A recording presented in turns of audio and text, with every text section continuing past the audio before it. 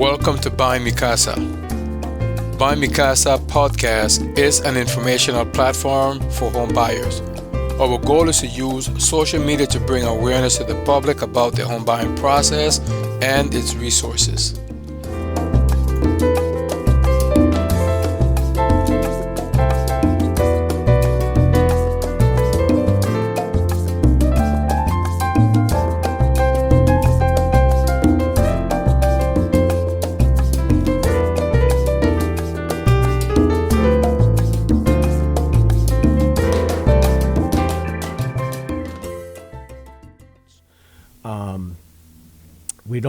We do look at the taxes, but the taxes are mainly to determine household size. Not what you made last year. You could have had a great year last year and maybe you would have been over, but now your current situation shows that you're qualified, then we're good.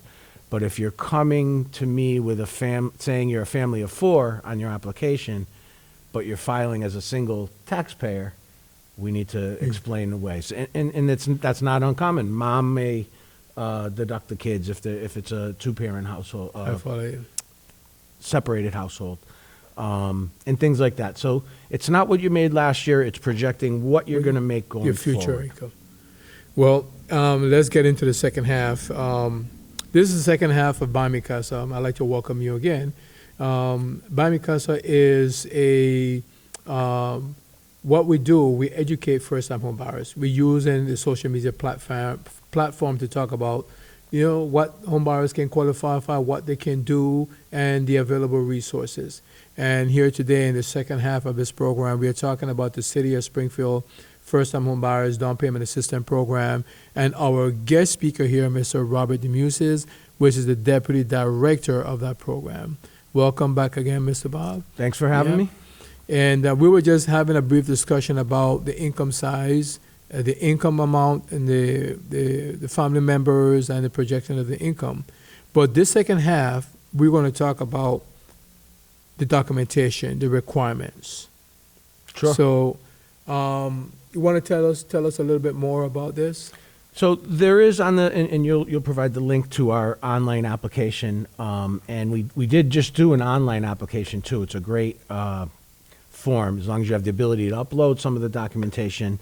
It's fairly simple, but we still will also take a. I'd like to have the link. We'll give you that link, and actually, I think it'll bring it to you here, the link that you have. But so a lot of the stuff that you need to apply, you've already just brought to your lender because you're applying to buy this house. For example, the pay stub, the tax returns, bank statements, W-2s, bank statement to determine assets. And so that's your income, and that's what we'll use to income qualify you. You do come to us after you've identified a house. So you've been out shopping, you probably got pre-approved or pre-qualified, you found a house, you made an offer, the offer was accepted, and you're under purchase and sale. That's when you would come to us to apply. They have to have an executed contract and sale, purchase and sale agreement. Purchase and sale agreement. That means to say that they're signing it and the seller signing it. Correct. So you found your house, you've agreed on a price, and you both sign off. You give it up, your deposit.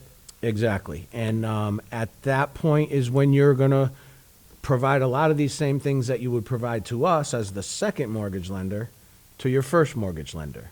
Okay. So they will have to give you an authorization to contact the lender and a request for the lender to provide you with specific documents, which is on the list. So many times that's what they do, and our program managers work with many of the local lenders because they're the same. She's well known. She's very excellent. Yes. And so they have that relationship, and the home it makes it a little easier for the home buyer if they sign off to say, hey, all that information I just shared with you as my lender, you can also share it with the city. Mm-hmm. So besides the income documentation, what other documentation they're going to need? So as we spoke in part one, we require that you attend this home buyer education course. Until about 2 years ago, HUD didn't require it, but it's always been an internal City of Springfield requirement. HUD just nationally came out, and now they require education from a HUD certified counselor who works for a HUD certified agency. But as we spoke, buying a home is probably the biggest purchase of your life. It's exciting time. You found the house, and this is the one I'm going to go in, and I'm not going to have to pay rent anymore. It's going to go towards something. Remember those jitters in the stomach. And, but it's a very complicated purchase too, and to have that education is invaluable. And we've got some great educators in the city, in the region, and it's just it's time well spent. Excuse me. I'm going to add those links to those educational for the Western Massachusetts area. Good. On the website. And so from there you get a little diploma, which is a home buyer education certificate of. So that's another requirement that you're going to bring with your purchase and sale and your income determination, and your income documents, and really that's it. Be income eligible, purchase a home in the city of Springfield. First time home buyer, we didn't really get into that, but I may have owned a home 10 years ago, but I've been renting for 10 years. So the definition of a first-time home buyer is not having owned a home in the last 3 years. Exactly. So you kind of get a second shot at that first time, which is good. Some people are going for the third shot. Some people may go for the third shot as long as you get that. It's kind of like. So you got to have a 3-year gap in between the last time you own a home and the day that you applying for the down payment assistance. There got to be a 3-year gap. The day you're closing. The day of your closing. So you can, the day you're going to own that home again, we need 3 years. So exactly. It could be 2 years and 11 months when you find the house. But you're closing in about 2 more months, so you're going to be. And that's rare. What's not as rare is sometimes husband and wife owned a house together within the last 3 years, but now they're separated or divorced. So, mom's name was on the house within the last 3 years, but now she wants to buy her own house. That's first-time home buyer. That's HUD calls it a displaced homemaker, but exceptions for situations like that are made as well. I follow you. Wow. That is, because they don't want to discourage people. No. You're starting over your life. There's a separation situation, in the family nucleus. So, wow. Yeah, you don't want to hurt somebody in that situation just because they own the house together with the husband or the wife, and going separate ways. They didn't keep the house. The husband or the wife kept the house. You shouldn't hurt the other partner. Now, would they need to submit a copy of the appraisal report, a copy of the home inspection? So we don't require. So these are the things you bring to us: your income information, your purchase and sale, and your home buyer certificate. Then the program manager will work with the lender, and they will get the lender's underwriting form, and they will get a copy of the appraisal.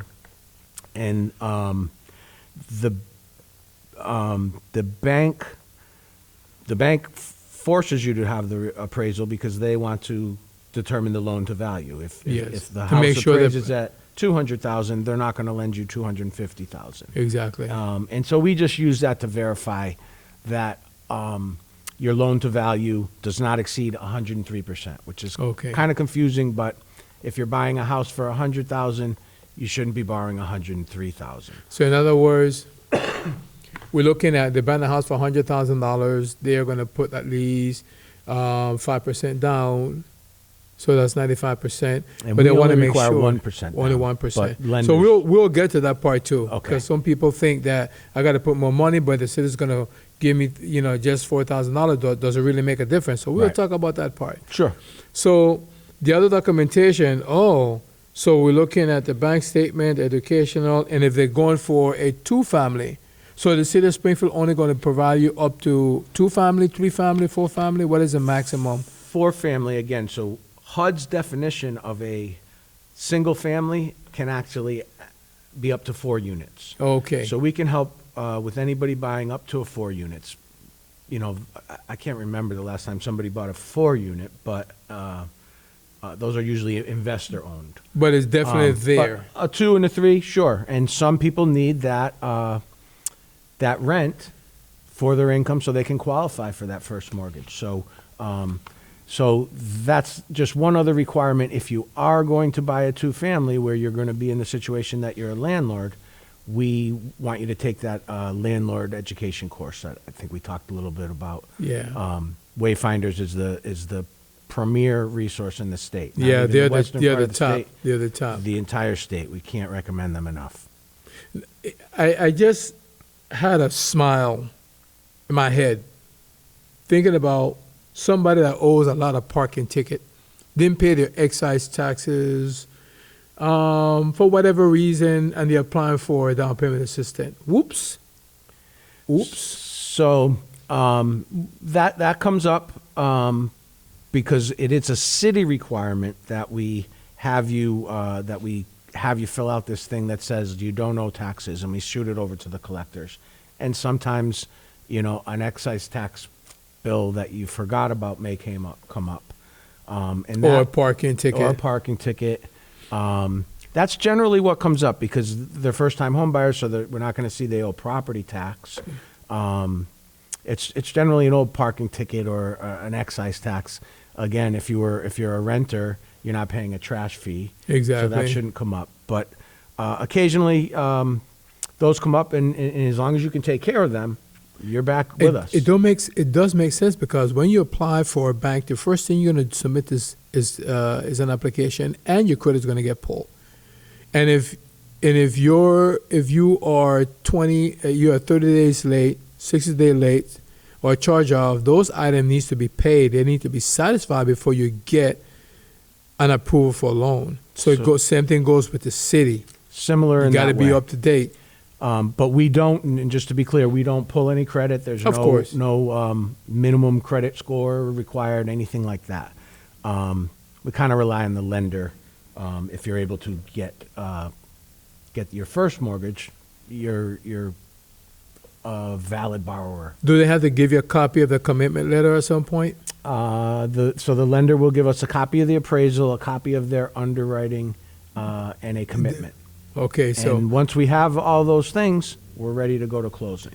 usually most lenders are using this Fannie Mae desktop underwriting that provided with the findings. Yep. The findings would tell them what percentage of the income that they're using, which should not exceed 45% for the city.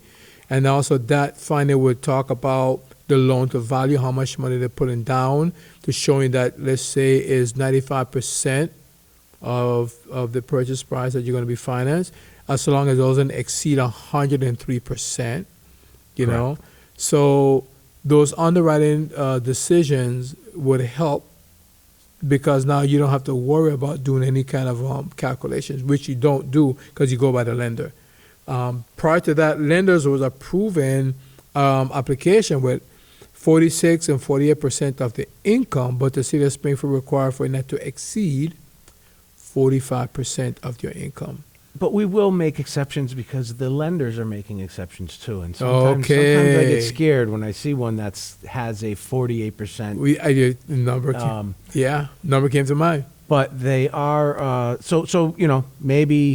maybe single mom and she has student loans. Yes. And,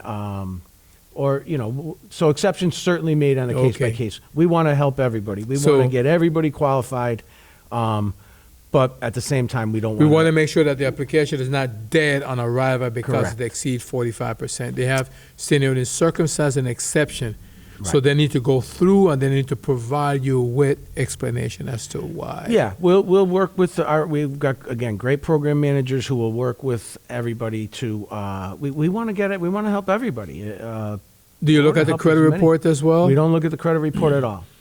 But you just want to know why you at 45. Well, 45%. We want to make it last. So if and we didn't really explain what the 45% is, but it's your total debt to income.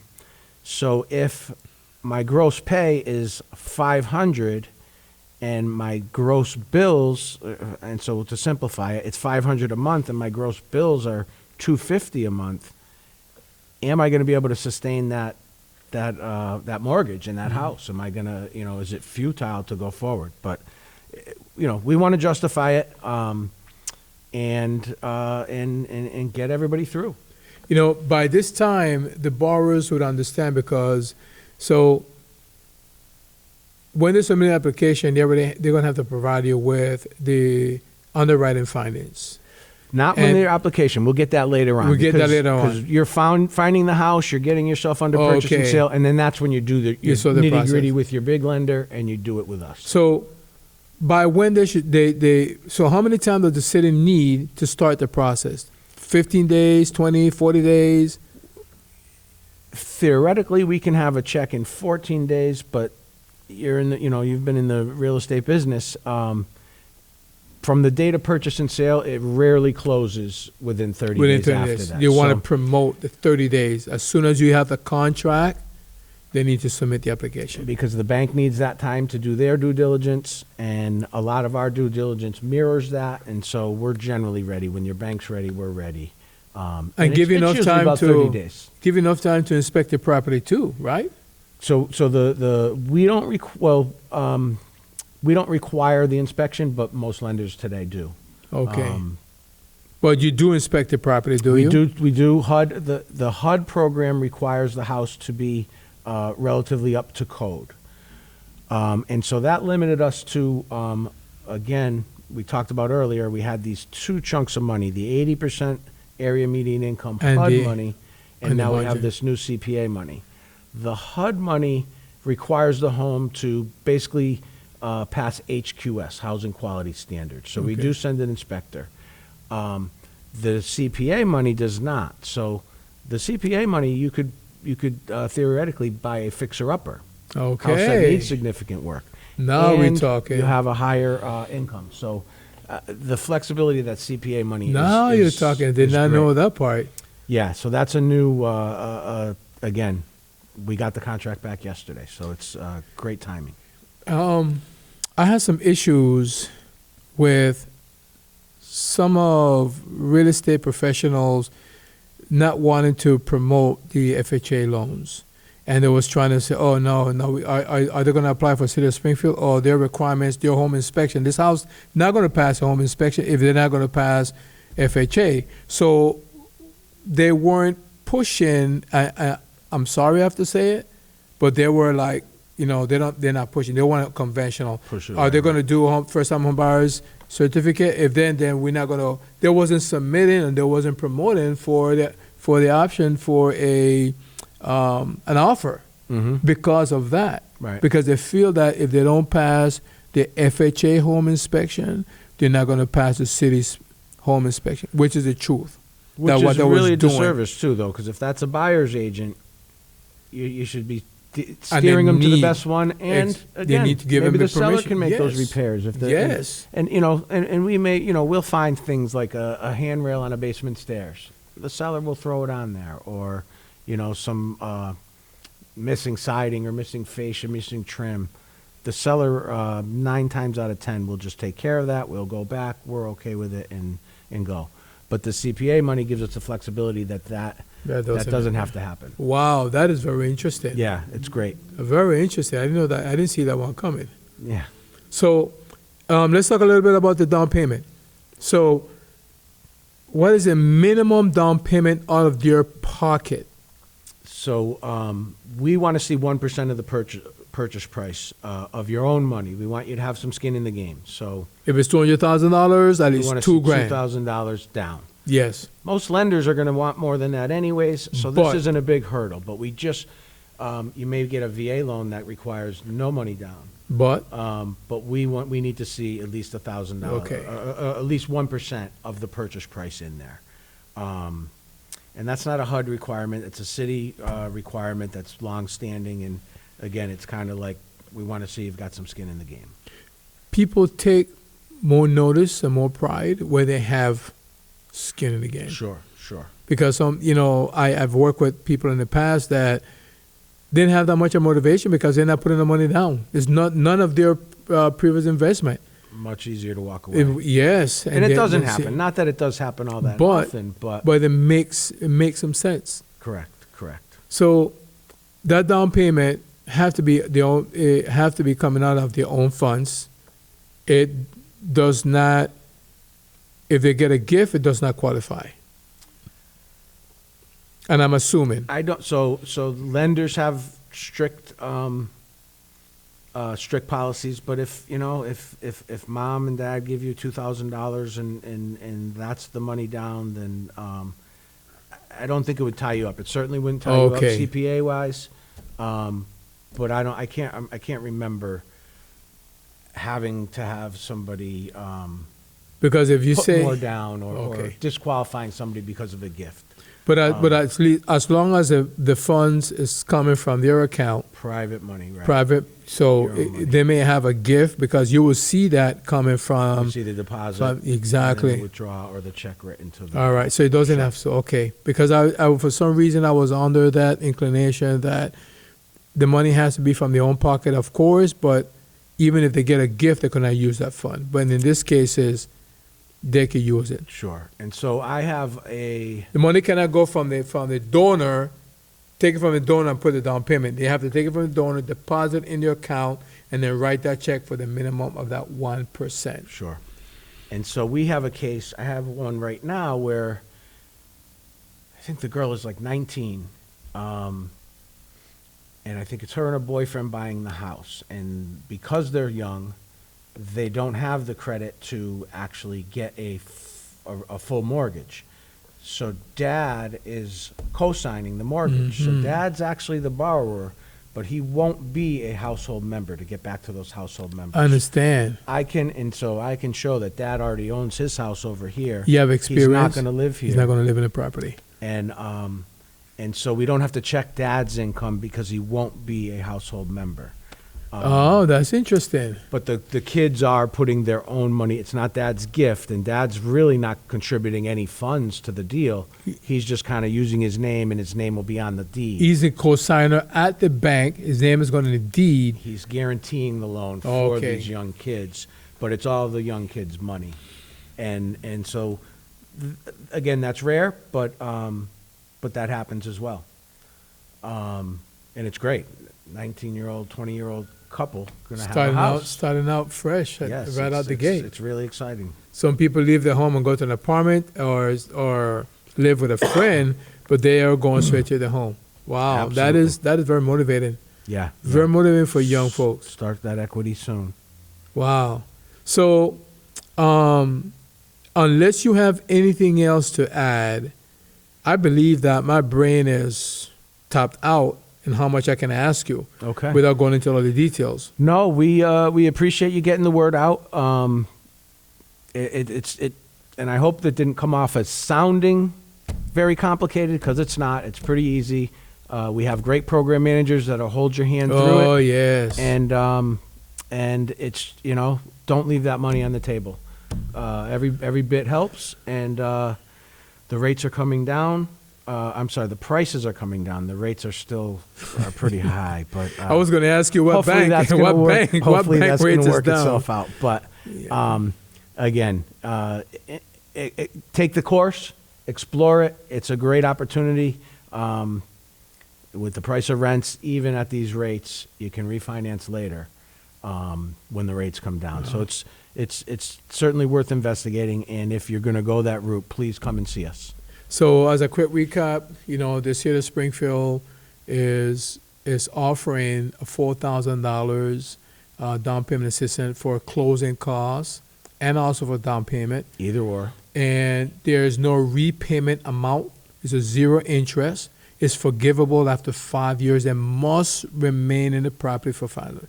Reside in the property for 5 years. Yep. The city of Springfield has some income guidelines that they were going to find, which we're going to add to the description. They're to this, very to this generous now. podcast. So, and even if you think you might be over income, You still come because come you have to us and let additional us figure it funding. out. Yes. Yes, we have I'll be expanding the application today with the new income limits. Even if you think you're over those, come to So us. Don't leave you that don't money on want the them to table. disqualify yourself. Allow City of Springfield to say, yes, we can. If we can, right. Okay. We'll do everything we can to say yes. Worst comes to worst, we have to say no, but it's rare that we say no. And to further with to continue with the recap, so we're looking at the income eligibility is based upon the amount of household member who works. Based on the household size. Yeah, the household size besides the current applicants. they have to be 18 years or older. The income would be a determining factor of how much, not that they can afford it, but just how many members of the households is earning the income. Maximum income. But again, with the CPA money, very Then, generous. good. And That makes a big difference. That's like between $10,000 to $20,000 difference Right. in We income, talked almost about- 30. So we talk about a household of 4 can earn up to $91,200, Okay. and a single person can earn $63,800 for a single household person. So Wow. again, we're at that's the median income, and but these are the people that everybody needs the help, but we really looking to help the low, and now even more the moderate people we can even help. Well, Bob, I want to thank you very much. This has been very great meeting you for the first time and going over about what the city of Springfield offers for the down payment, for the assistance for first-time home buyers. Thanks for helping. Having me and getting the word out. Okay. So, and in this program, there's going to be links with the application process, the application itself, the requirements, the links to anything they need to know about this down payment assistance. It's going to be on the Springfield website, and also for the website for this podcast, which is BuyingMiCasa.com. Absolutely. And the city of Springfield phone number has been there, God knows how long. It's still there. Yep. 413-787-6500. Yep. Feel free to call with any questions. And yeah. So, again, I want to thank you all for listening to this wonderful and very informative program about the City of Springfield down payment assistance. And I believe the down payment assistance could go generally for majority of the cities and towns in the state of Massachusetts. There's varying of different type of guidelines and procedures, but basically they're all the same. And again, BuyingMiCasa, talking about down payment assistance, and we are a first-time home buyers educational program. I want to thank you again. My name is David Faley, the host, and my guest, Robert DeMuses, the Deputy Director of the City of Springfield Housing Department. Thank you very much, and we'll see you later. Bye.